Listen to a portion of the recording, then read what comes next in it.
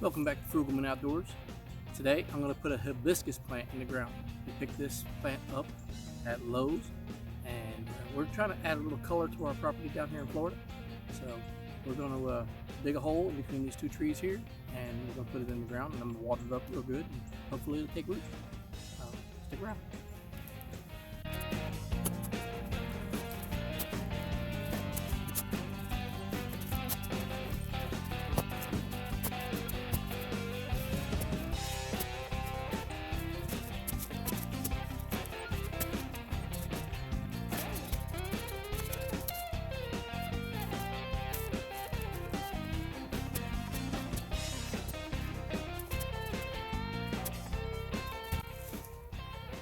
As you can see, I made this hole about twice as wide as the pot.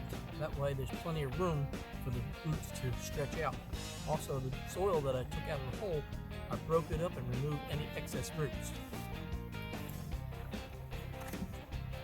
This particular plant requires 6 hours plus of direct sunlight. So we're going to have sun coming in from this direction here, so it'll give partial shade from the trees that are one on each side. So that we'll get midday sun, and it'll get morning shade and evening shade.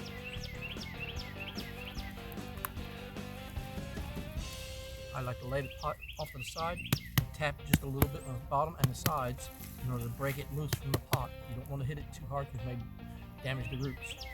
And then you turn it upside down, hop it a few times, and that pot should slide right off. When you do that, then you turn it back over and set it down in the hole. Now, as you can see, I made this hole too deep.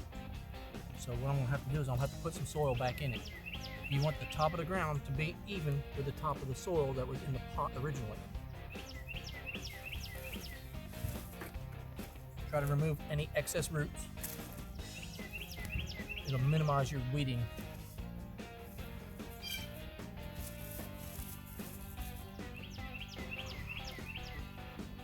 Just a little bit more.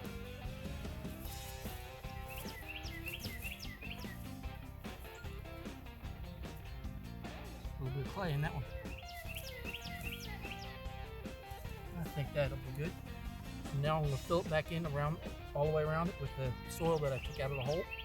And then I'm going to put a small trench around it to help collect the water. That way this potted plant will get plenty of water and nutrients when it rains, and also when I water it.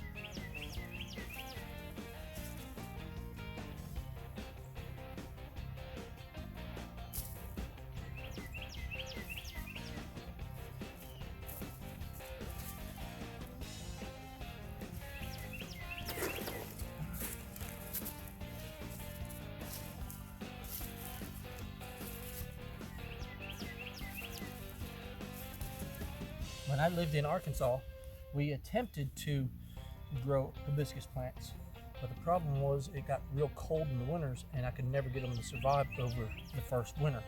So hopefully, since now that we are in Florida, we can get them to survive.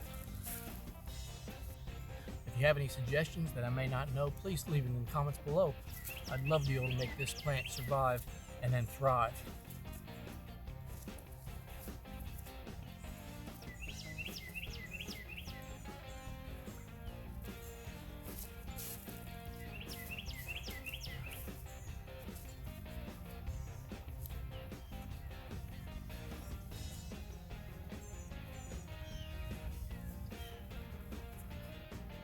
There you go, we have it in the ground now, and I'll be right back and get some water.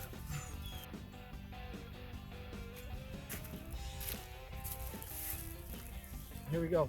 I like to soak it down real well because it's in sandy soil. This water's going to run right away.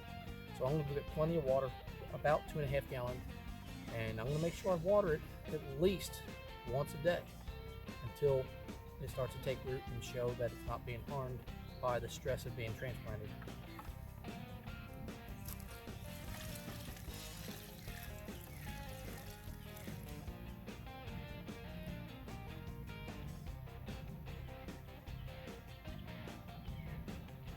I'll add a little bit of water at a time, allow the ground to soak it up and get down around the roots, and then I'll add more.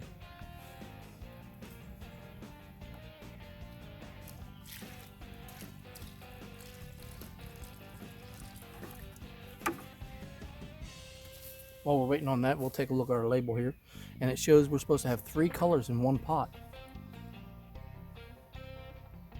It's full sun, or plus 6 hours plus of direct sunlight, and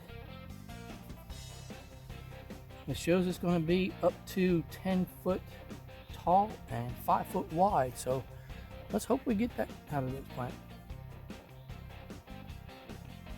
And it's cold hardness down to 30 degrees Fahrenheit. So down here in Florida, northern Florida, we'll get a little bit of cold weather. Sometimes we'll get a little freeze overnight, but when the sun comes up, that goes away right away. So hopefully I'll be able to make this plant grow down here. Okay, well, it looks like the ground's not wanting to soak that water up as much as I expected, so I was only able to put about 1.5 gallons in there. So I'll let it sit here for a while, and if it soaks it up pretty quick later on, I might go ahead and put some more water in it before I go to bed tonight. But I'd like to thank you for joining me, and please like and subscribe, and see you next time.